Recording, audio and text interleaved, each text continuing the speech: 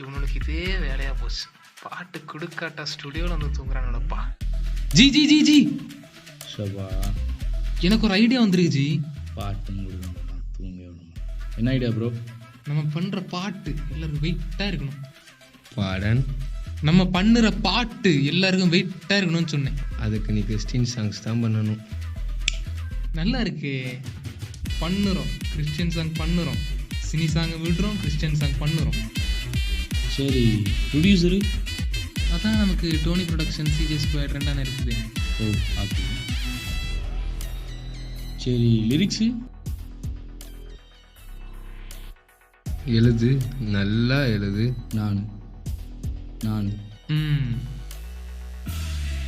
Bro அப்போ நான் singer. 1 minute bro.